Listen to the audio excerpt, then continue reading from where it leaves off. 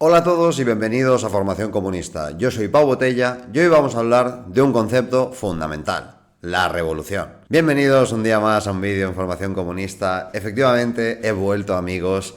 Os echo de menos. Espero que vosotros a mí también.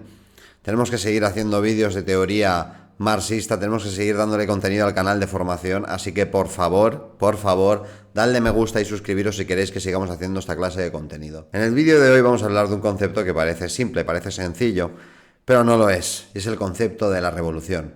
Un concepto indisolublemente ligado al marxismo, a la ideología comunista, igual que a otras ideologías. Pero hoy veremos por qué no están ligados a él de la misma forma. ¿Qué es la revolución? Es una palabra que incluso a algunas personas hoy les saca una sonrisa, porque se acuerdan del típico friki que venía a tu clase a decir que hay que hacer la revolución y después se quedaba en su casa, no hacía nada útil por los demás. Es una palabra que se ha utilizado en política, incluso no solo por la izquierda, sino también por la derecha, y que hoy en día se ha puesto de moda hasta tal punto de que las marcas lo utilizan. Para mucha gente una revolución hoy en día no tiene nada que ver con lo que realmente es o con lo que realmente era. La revolución, que inicialmente implica un cambio de régimen en el que participan las masas y en el que se usurpa el poder para dárselo a los oprimidos, hoy en día se interpreta como un cambio cultural, un fenómeno etéreo que no se puede medir ni conmesurar de ninguna manera. Hay la revolución de los chiquiprecios, también está la revolución feminista, que se supone que en España ha habido una revolución feminista y yo no sé dónde está eso, no lo veo por ningún lado. La gente confunde revolución con cambios culturales, cambios de opinión o incluso con el hecho de que una persona con la que congenias mínimamente ideológicamente llega al poder y empieza a soltar sus soflamas desde la tribuna. Pero la revolución, señores, no tiene nada que ver con esto. Lo que hoy es el concepto de revolución que a algunos les saca una sonrisa, hace un siglo les hacía tener verdadero miedo, porque la revolución había pasado de ser algo teórico a algo práctico y real. Muy, pero que muy real. Después de la Revolución Francesa se iniciaron numerosos procesos en todo el mundo, concretamente sobre todo en Europa, de carácter liberal para intentar imitar lo que habían hecho los franceses. Se había consagrado la idea de que el viejo mundo tenía que ser sustituido por algo nuevo.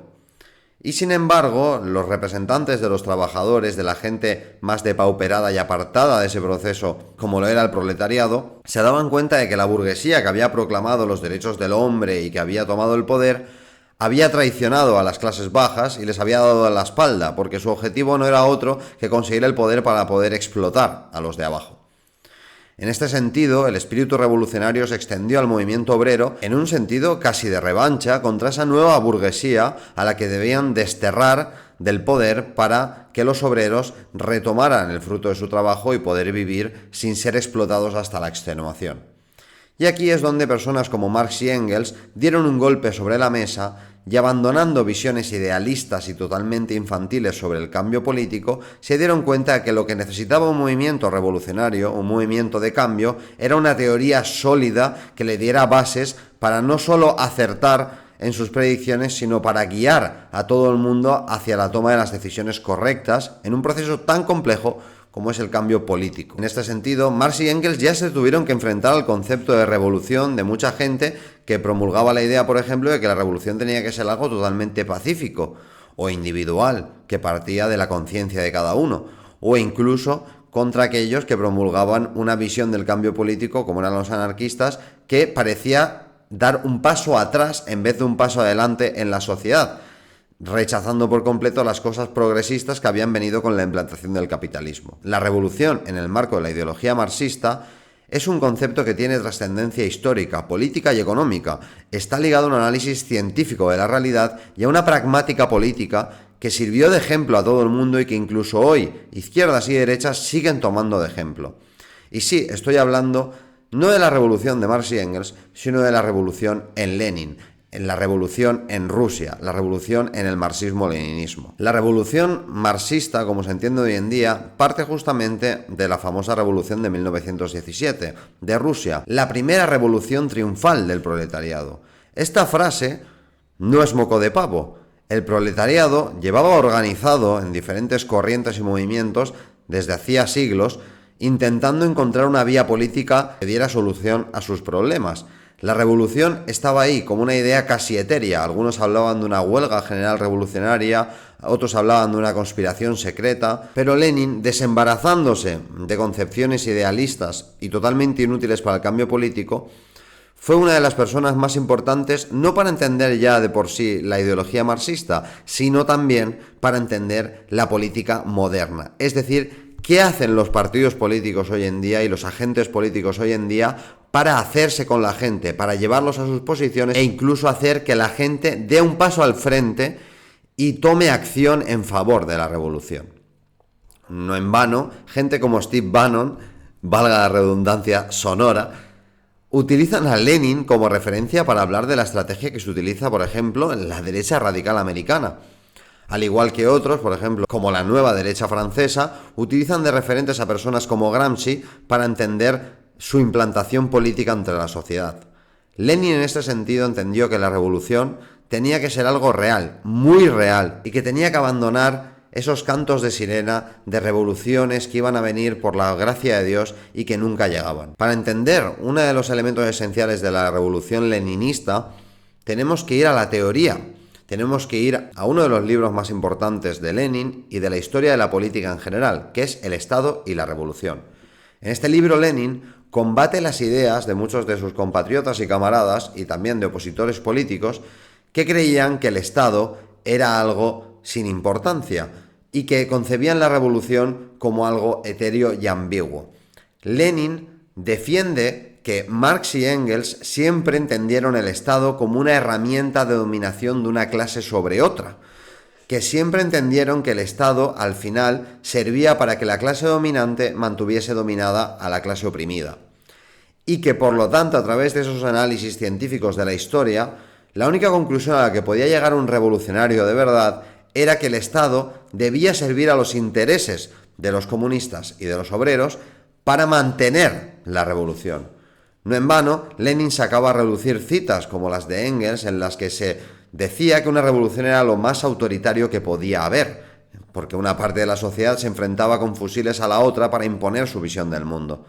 Y Lenin, en este sentido, comprende algo fundamental del realismo y del pragmatismo político que tanto le caracterizaba, y es que si querían hacer una revolución triunfal no podían dejarse llevar por esos cantos de sirena anarquistas o pseudodemocráticos en los que se suponía que todo iba a ser perfecto, no iba a haber oposición política y la revolución se iba a mantener sola. Había una ensoñación general, un proceso de alucinación colectivo en el que la gente se creía que iba a hacerse la revolución y de un día para otro no iba a haber ningún problema más. Ya no solo en la vida social o económica, sino con tus enemigos, a la gente a la que le habías quitado todo. Y sí, la revolución socialista se basa en expropiar los medios de producción a la burguesía, sobre todo a la gran burguesía. Y por lo que fuera había gente que creía que esta gran burguesía iba a estar totalmente anulada, incapaz de hacer nada para reponerse en su posición anterior. Cosa que, como hemos visto, pues no es así. Lenin entendió la importancia del Estado y aún en este texto, en el Estado de la Revolución, mantiene un tono muy pasivo respecto a lo que sería el papel del Estado después de la Revolución, ya que creía que el papel de opresión del Estado sobre los elementos contrarrevolucionarios, que tanto caracteriza lo que se conoce como la etapa socialista de la Revolución, iba a ser algo temporal, que se iría diluyendo poco a poco y que, a pesar de todo, rápidamente dejarían de necesitar el Estado. Esto es algo que posteriormente el propio Lenin corrigió, porque vio que no era así. Se hizo la revolución y años de guerra civil y además después de intentos de invasión hicieron darse cuenta a los bolcheviques de que la revolución no era algo fácil y que los enemigos de ella iban a hacer todo lo posible por derrocarla. Esta es la misma época en la que Lenin empieza a corregir sus posiciones más izquierdistas o internacionalistas sobre la cuestión nacional. Intenta corregirse esa visión de que las fronteras iban a desaparecer y de que la revolución iba a ser algo inminente en todo el mundo. Esto, como sabemos, no fue así y la revolución hubo de defenderse, mucho. De hecho, Stalin, una de las grandezas de la personalidad de Stalin fue justamente darse cuenta de esto y reforzar al Estado para evitar que la URSS desapareciese en numerosas ocasiones. Hay gente que trata a Stalin como un loco genocida y lo que no sabe es que Stalin resistió invasiones extranjeras, intentos de complot y conspiraciones purgando a elementos políticos implicados directamente en actos criminales contra el Estado. Quien quiera leer sobre esto, le recomiendo de verdad leer a Grover Furr, un espléndido historiador que se ha metido hasta el final en cuestión de pruebas, relatos sobre estos hechos, y que además el propio Stalin, como acredita Furr y otros historiadores, luchó por democratizar la propia URSS contra los elementos corruptos y burocráticos del partido. Esa labor maestra, excelente y genuinamente inaudita, fue todo al son de lo que se conocía como la visión revolucionaria leninista. La revolución no solo se tenía que hacer por las armas, sino que se tenía que mantener con un Estado fuerte que defendiese los intereses de los obreros y que siempre antepusiese los intereses de los obreros, incluso a la burocracia y la corrupción del partido. La visión leninista de la revolución, además, está directamente ligada con la visión del partido de la revolución. El partido es un elemento de concienciación, es un elemento vanguardista que tiene que guiar a los obreros y no dejarse llevar por el momento. Tiene que tener una estrategia militar, económica y política para llevar a cabo esa revolución. Y tiene que hacerse servir de todos los medios y de todos los elementos de lucha que puedan servirles para hacerlo. Esta indisoluble conexión entre la revolución y el partido tampoco se puede describir del todo si no tenemos en cuenta la importancia que le dio Lenin a un elemento fundamental, que era la ideología y la difusión de las posiciones del partido allí donde estuviera un elemento del mismo. Que el partido fuera homogéneo, que todos defendieran lo mismo a efectos de que la gente lo percibiera como algo grande, unificado y con capacidad de llegar hasta el final con sus promesas. El partido tenía que convertirse en un puño unido, en este caso en toda Rusia o en todo el imperio ruso. De hecho, Lenin tuvo que enfrentarse a muchos elementos acostumbrados a hacer la revolución de otra manera. Se dedicaban, por ejemplo, mucho a hacer trabajo sindical en su pueblo o en su ciudad para ayudar a los obreros de su localidad, pero después eran incapaces de conectar ese trabajo local con el trabajo general nacional para hacer un enfrentamiento directo al Estado y tomar el poder. Y en este proceso es donde apareció el famoso periódico de Lenin, la famosa obsesión de Lenin por difundir la ideología y las posiciones del partido, incluso sustituyendo el trabajo que hacían algunos cuadros en el ámbito sindical, de manera que mucha gente se dedicaba a trabajar clandestinamente por difundir un periódico antes de seguir haciendo lo que hacían antes, que se basaba más en esa actividad económica. Esto es muy curioso, porque fue lo que consiguió la unidad de los bolcheviques a nivel nacional, es lo que permitió la unidad de los bolcheviques a nivel del imperio, y es lo que les permitió presentarse ante los obreros como una fuerza capaz de hacer la revolución, entre tantas otras cosas, por supuesto.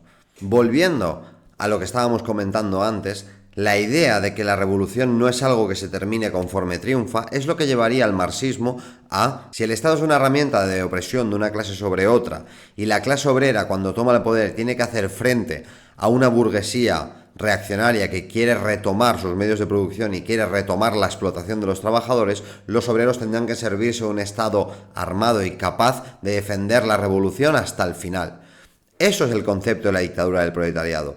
No es un concepto inventado para profundizar en el terror o para convertir el socialismo en algo macabro, sino que es la emulación de los únicos procesos revolucionarios que habían funcionado hasta entonces y que han funcionado hasta hoy en día. Y es que esto, sin lugar a dudas, es lo más importante cuando hablamos de revolución respecto a Lenin, el marxismo, el comunismo en general y otras ideologías que dicen querer hacer lo mismo.